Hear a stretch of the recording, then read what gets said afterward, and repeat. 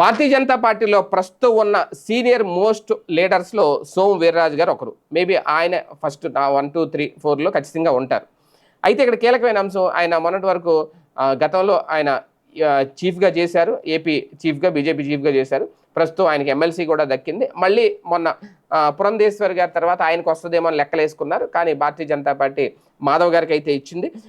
ఈ నేపథ్యంలో అంటే కాపు సామాజిక వర్గం అలాగే కమ్మ సామాజిక వర్గం తర్వాత బీసీల నుంచి కొత్త అధ్యక్షుడిని తేవాలి అనే సామాజిక కోణంలో అయితే ఆలోచించారు అనేది ఇక్కడ కీలకమైన అంశం. ఈ నేపథ్యంలో ఇప్పుడు సోము వీర్రాజు గారికి కొంత నిరాశ ఉంది అంటే ఆయన ఆశ పెట్టుకుంటే నిరాశే, లేదు అంటే ఏమీ లేదు. కాకపోతే ఇప్పుడు ఆయన మంత్రి పదవి మీద కన్నేశారు అనేది.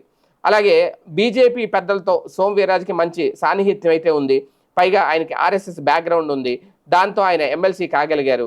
అయితే ఇప్పుడు సోము వీర్రాజు ఆలోచనలు ఏపీ క్యాబినెట్ వైపుగా సాగుతున్నాయట. ఏపీ మంత్రివర్గంలో మార్పులు జరిగే అవకాశం ఉన్న నేపథ్యంలో బీజేపీకి ఈ దఫా మరో బెత్త ఖాయమని అనుకుంటున్నారు. ఈ నేపథ్యంలో ఈయనకి ఆల్రెడీ ఎమ్మెల్సీ ఇచ్చారు కాబట్టి మంత్రి పదవి మీద ఫోకస్ చేస్తున్నారట.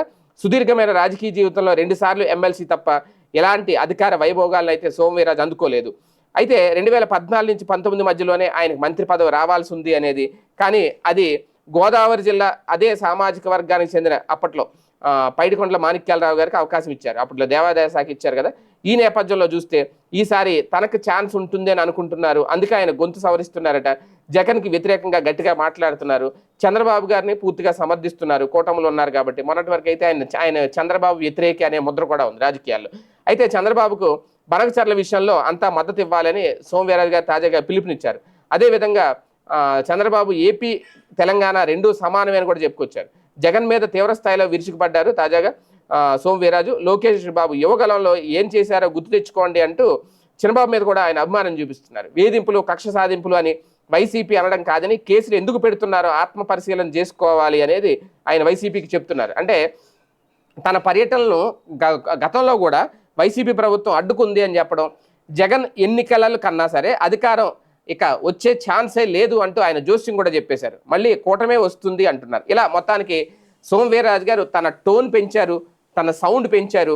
ఖచ్చితంగా రేపు గనక క్యాబినెట్ విస్తరణ అనేది మళ్ళీ జరిగితే అందులో సోము వీర్రాజు గారికి అవకాశం వస్తుంది అని భావిస్తున్నారు. ఈ నేపథ్యంలో దూకుడు పెంచారు అనేది రాజకీయ విశ్లేషకులు చెప్తున్నమాట. కాకపోతే కేంద్రం అయితే ఈసారి ఖచ్చితంగా బీజేపీ తమకు ఒక మంత్రి పదవి కావాలని అడుగుతోంది అనేది, అది ఖచ్చితంగా సోము వీర్రాజు గారికి దక్కుతుందా లేదా అనేది ఇక్కడ చూడాలి.